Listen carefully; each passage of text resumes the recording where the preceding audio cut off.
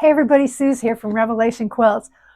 I keep scraps, as I'm sure many of you do, and one of the scraps sizes that I keep is I make a lot of 1-inch strips. I just can't seem to throw them away. Well, I've come up with a great plan to make a great quilt using your 1-inch strips. I used a charm pack to accompany this, but you can use layer cakes or yardage to accompany it as well. So come with me, let's get started. I'll show you right now. For this project, I'm using 2 charm packs. This is Sunroom Coordinates by Kona. And what you see here in the video is that I am separating these charm packs. Now for each charm pack, there is 2 of each color. So when I put them together, I'll have 4 of each color. And here you see me just separating them so that all 4 colors are together. And so that is how I'm going to make my blocks, using 4 of the same color per 4 little blocks to make up 1 big block. I thought I hit record on my camera, but obviously I didn't. So I'm recording this voiceover to show you what I'm doing here. On the right here, you'll see 2 other things I'm using. One is my bin of 1-inch strips, and that will help make this really scrappy, and that's going to frame these colors within the little blocks. And then to the right and up a little, you'll see a bag that I have of 2.5-inch squares, scrap squares. They will also use to put these blocks together.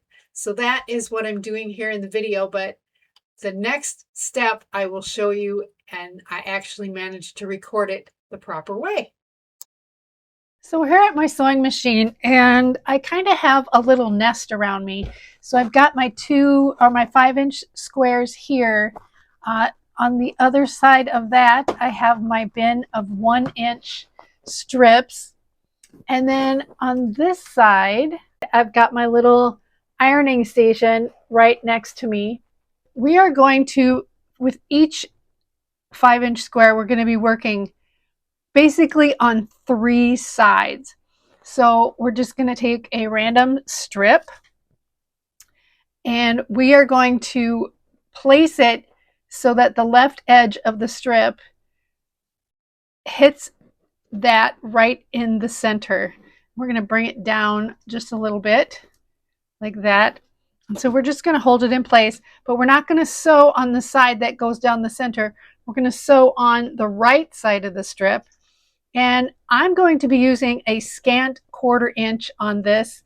And how I do that on my machine is that I set it up for a 1/4 inch, and then I just move the needle over 1 notch. So that gives it a scant 1/4 inch. For my machine, that is at a 6.5, but it's probably going to be different on your machine. And then I'm just going to sew that down on the right side of the strip. Yeah. I'm going to cut off the edge here, put that strip back in the bucket, and then I'm just going to fold it over and press that back. Let me do that real quick. So that is what it looks like. That's what I have so far. Now I'm going to spin it around, and I'm going to do the same thing on this side. So I'm just going to take a random strip.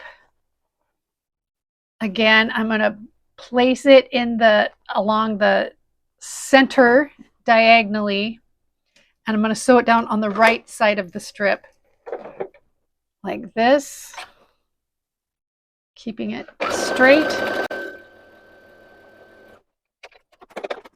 And I'm going to press that one back. Okay, so now this is what it looks like. We have got a strip on each side. So now I'm going to start working on my 3rd side, and I'm going to take another strip here, one that's long enough, and we're going to do the same thing. Make sure I got the right side down. We're going to go this way. Okay, here we go, sewing on the right side of the strip. It looks so weird right now, but I promise you it'll look great when we're done. Cut off the edge there and sew this back just like that. All right, we've got this weird looking thing going on now. So now I'm going to do this in order like this every time. So I'll go, this is side 1, the opposite side is side 2, and then we'll call this the top is side 3. I'm going to do this for 3 rounds. So let's pick another strip. And we're going to go on this side. Now I'm going to line it up with the previous strip. And I'm going to sew down the left-hand side of this. Your strips will get shorter, of course, with each round.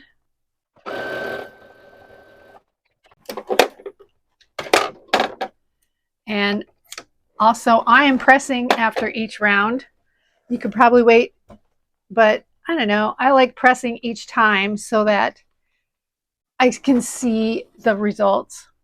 So there's my round 2 on the first side, and I'm going to go the opposite over.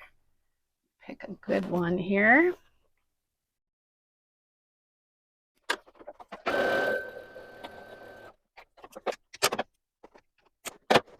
And press it. I've got 2 rounds on each opposite side. Now I'm going to go across the top again with a new color. And we'll do this one here.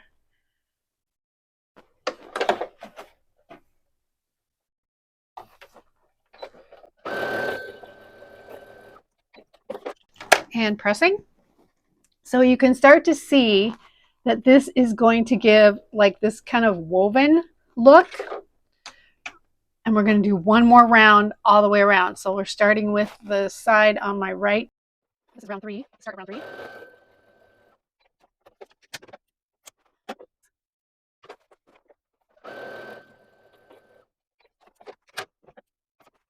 Pressing.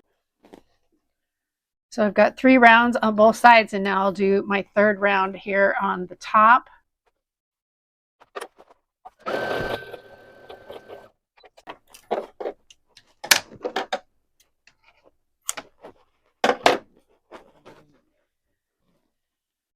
So that is what my block looks like right now. Got all these straggly things. If I turn it over, I can see my seams with the stuff sticking out there. This would be really good for quilt as you go as well. I don't do much quilt as you go stuff, but I think you could do this and you would get a really nice quilt pattern on the back if you did this. So now I've got this done, and I've got these corners here still exposed. So this is where I take my 2.5-inch squares, and I'm just going to put one on this side here. I'll start with my first side. I'll put one on my first side, and I'm just going to sew that down.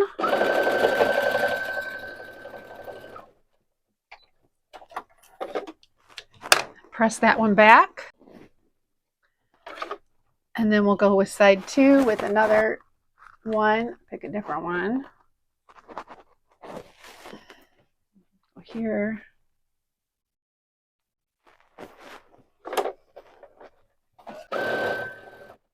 I love this. It's such a great way to use up my scraps. And then I just need one more for the top here. Here we go. And using a 2.5-inch square will ensure for sure that you will cover that corner. Okay, so there we go. That is done. It looks kind of weird. If I turn it over, that's what it looks like. And then all I have to do is trim along the charm square. So I'm going to go do that, and I'll come right back and I'll show you just what it looks like. Now your 5-inch charm square may have shrunk a tiny bit just because of the stitching on the back here. Sometimes that tends to just shrink it up a tad, but just use your ruler and square it back to 5 inches. So let me go and do that right now. Okay, so this is what it looks like with it all trimmed. And actually, this is kind of good because on this charm pack, the pinked edges make it bigger than 5 inches square. So that's a good thing. So that's what it looks like. Now, when I make 4 of these, I'm going to put it together so that in the middle, the background fabric or the foundation fabric will make a big X in the middle.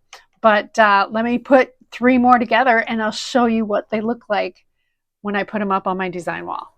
I also wanted to mention that where you put these 2.5-inch squares on the edge, you can, to reduce a little bit of bulk, you can pull them back again and then just trim the background fabric along the seam allowance like that. So that will get rid of some of the bulk in the corners. There's not a lot of bulk in the corners. It's just 2 fabrics. But trimming those corners will help out a little bit. So that is what I am doing with mine. Plus then they'll stick to my design wall without the flaps flapping over like that. So that is my first block. I love it. It's so cute. So here's that block I made, and it's so cute. But when you make 4 of them, you can put them together like this and this. So now you've got a little 4 patch with your X in the middle. Now you can, I'm looking at the fabrics, the triangle fabrics that are butted up here. So you can trade them out to see, you know, to get a good mix of, so you don't have 2 whites next to each other. Let's say you can get a good variety and make it look nice and extra scrappy like that. Now I'm just going to sew this together like a regular 4 patch. So I'll take these and turn them like this, and I'll sew a seam down here, and then I will sew, you know, turn them like this and then sew a seam across like this. So let me get these sewn together and I will come back and show you how awesome this looks. So there it is, all sewn together. Now you can press your seams open or to the side. I prefer to do mine to the side. Just when you do your top 2, just remember to press that seam one direction, and then on the bottom 2 you'll press it the other direction, and then when you sew them together, the seams will nest here in the middle. So that will work. Now everything is not going to turn out perfectly, as you can see with this one, but in the grand scheme of things, when you look at the quilt, you are not going to notice that. And that has a lot to do with the fact that some of my 1-inch strips were a little bigger, some were a little smaller, and so that's what makes that happen in my case anyway. So I noticed that this white one here is a little wider. It had to have been wider to start with than this one, let's say. So that's what they look like when you put them together. Now, my background fabrics were all different colors, so let's see what that looks like up on the design wall. So here I am. I've got all of my 4 patches sewn together, and I've just got them arranged kind of by color. I started over here with the first one. I went across, and then I came down and went back, and then I came down and went back this way. And so that all the colors just kind of melt into one another. I like that layout a lot. But I think when you put it all together, it's still super busy. I like how the colors show through, like the X's of each color. That makes me really happy. I also really like how the lighter strips that I used just kind of poke out every which way. But I think that it needs some sashing, and that will kind of give your eye another place to rest. Now I just have to decide what color sashing I want to use.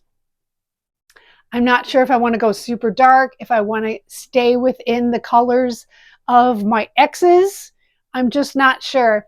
And also, as I was putting this together, I thought what I should have done instead of using 2 charm packs is I should have used a layer cake, like a solid color layer cake, either all in one color or different colors.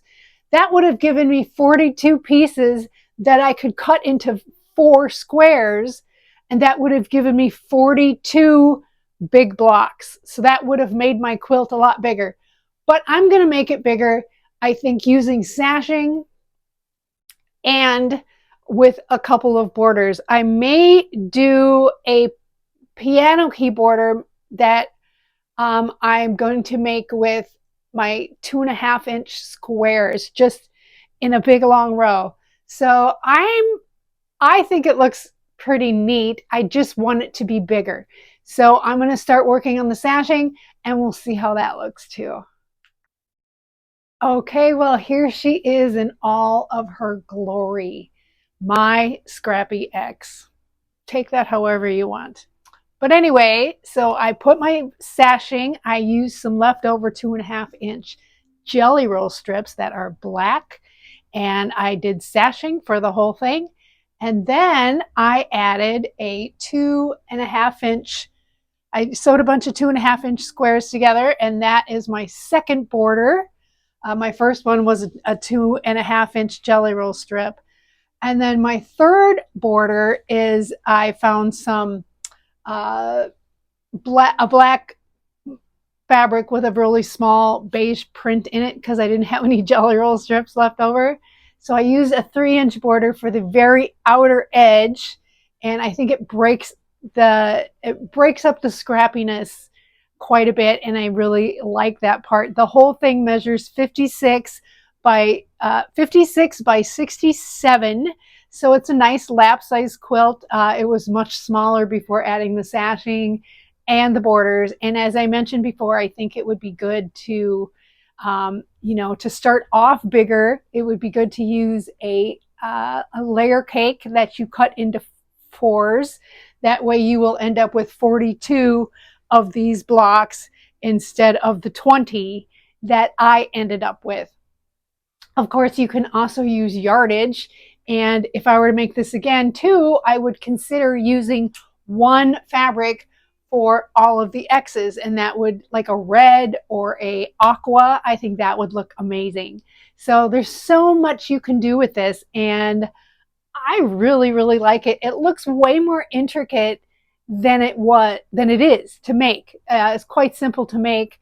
I explained it very easily in just a few minutes. So if you do have 1.5 or 1-inch squares, that would be a great way to use them up. Now, you can also do this on a bigger scale. So if you start with a layer cake square, let's say, you could use 2-inch strips instead of 1-inch strips. And then you would use, of course, a bigger square to add to the little corners of that. So I hope that you experiment with this. I love the way it looks. It looks so intricate, but in reality, it was quite easy to make. So thanks everybody for watching.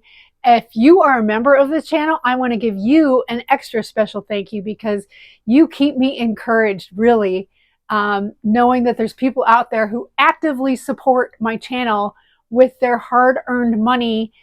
That keeps me accountable and it keeps me encouraged to keep producing content like this. So thank you so much for that. That makes a big difference in my quilting journey, but it means a lot to me. So I really appreciate that so much.